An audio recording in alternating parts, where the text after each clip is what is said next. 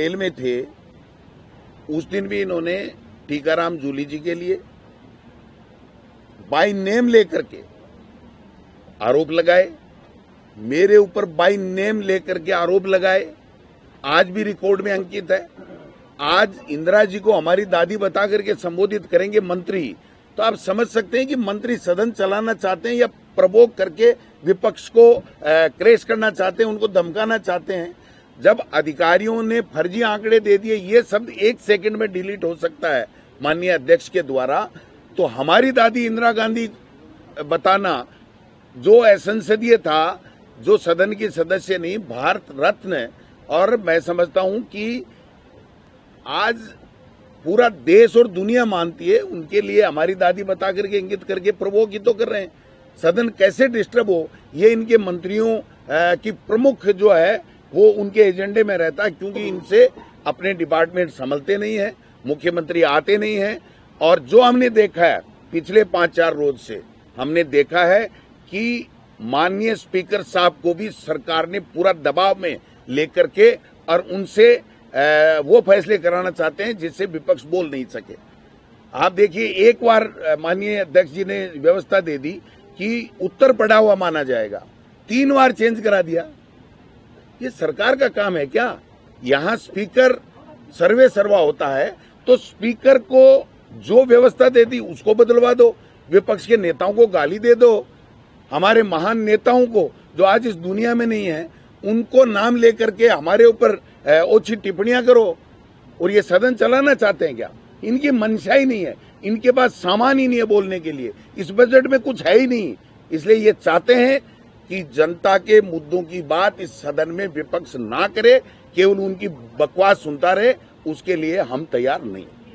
क्या लगता है अब ये गतिरोध कैसे टूटेगा? क्योंकि माफी मांगे वो मंत्री, उसको उसी टाइम एक्सपेंस कर दे। मैं सीधी सी बात कह रहा हूं कि जैसे रफीक जी के जवाब के अंदर कहा कि ये अधिकारियों ने फर्जी आंकड़े दे दिए, उसको तो हाथों हाथ एक्सपेंस। और इंदिरा जी को हमारी दादी बता के संबोधित कर रहे हैं, उसको एक्सपेंस नहीं कर रहे हैं। मैं देख लूंगा। आप क्या देख लोगे? मैं अध्यक्ष जी के चेंबर में जाके व्यक्तिगत रूप से ये कह के आया था आज से 3 दिन पहले कि ये देखिए, जब हम बेल में थे तो मेरे खिलाफ भी अनर्गल व्यक्तिगत नाम लेकर के आरोप लगाए गए, टीकाराम जूली जी का नाम लेकर के व्यक्तिगत आरोप लगाए गए। उसको आपको हटाना चाहिए, वो तो है नहीं। और मंत्रियों से जो है वो बुलवाते रहते हैं, अनावश्यक टिप्पणियां करवाते रहते हैं। तो ऐसे सदन थोड़ी चलेगा। हम चाहते हैं कि जनता के मुद्दों को हम हाउस में डिस्कस करें और उसकी गरिमा बनाए रखना माननीय अध्यक्ष जी की ड्यूटी है। हम अभी भी गए थे, माननीय अध्यक्ष जी ने बुलाया, हमारी कोई मंशा खराब नहीं, हम गए थे कि माननीय अध्यक्ष जी ये बताइए। वो तो उल्टे हमें ही करने लग गए कि आपने हाउस डिस्टर्ब कैसे किया, वहां कैसे चढ़े। मैंने कहा 1000 वीडियो दिखा दूंगा आपको इस हाउस की प्रोसीडिंग में। जब कोई सुनवाई नहीं होती है तो आक्रोश माननीय सदस्य करते हैं, और उस आक्रोश में मैं गया था और मैंने यही कहा था कि इस मंत्री से आप माफी मंगवाइए और एक्सपेंस कराइए। ये सब 1 सेकंड में कर सकते थे। वो तो उल्टा चोर कोतवाल हमको ही डांटे। सरकार के लोग तो हमको ही कह रहे हैं तू वहां कैसे चला गया। इस सदन में उनकी मेहरबानी से कोई सदस्य नहीं आया विपक्ष का।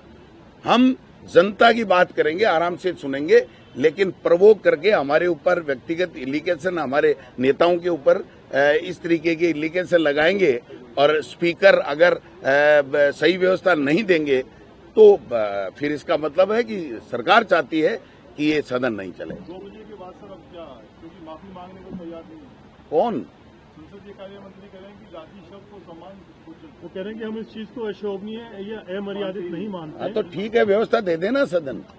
जब स्पीकर व्यवस्था दे देगा कि ये अंकित होना चाहिए और हर बार यही कहा जाएगा, तो उसके बाद में देख लेंगे। एक चीज उन्होंने ये कही कि हम सभी लोग मिलकर के अपना दल लेकर के विधानसभा अध्यक्ष से मांग करेंगे कि आपके खिलाफ इस पूरे माजरे। कौन मना कौन कर रहा है? यह हाउस स्वतंत्र है, हाउस स्वतंत्र है। आप प्रोसीडिंग उठा के देखिए कि शिक्षा मंत्री दिलावर ने मेरे लिए किन शब्दों का प्रयोग किया था, आज भी रिकॉर्ड में। आप देखिए कि जसवंत यादव ने माननीय नेता महोदय के लिए किन शब्दों का प्रयोग किया था। क्या वो संसदीय हैं? क्या वो सही हैं? आप किसी के खिलाफ कुछ भी आरोप लगा रहे हो, और आज तो हद ही हो गई। अगर मोदी जी के लिए कोई कुछ कहेगा तो ये सुन लेंगे। ये ऐसे थोड़ी चलता है। सदन चलता है सौहार्दपूर्ण वातावरण में, वैधानिक तरीके से जनता के मुद्दों की बात करे, मंत्री प्रॉपर सवालों का जवाब दे। एक भी मंत्री सवालों का जवाब ढंग से नहीं दे पा रहा है। नहीं, कोई धक्का मुक्की नहीं हुई, हमारे खिलाफ कोई धक्का मुक्की नहीं हुई। जो प्रस्ताव लाएंगे देख लेंगे, कोई चिंता करने की जरूरत नहीं।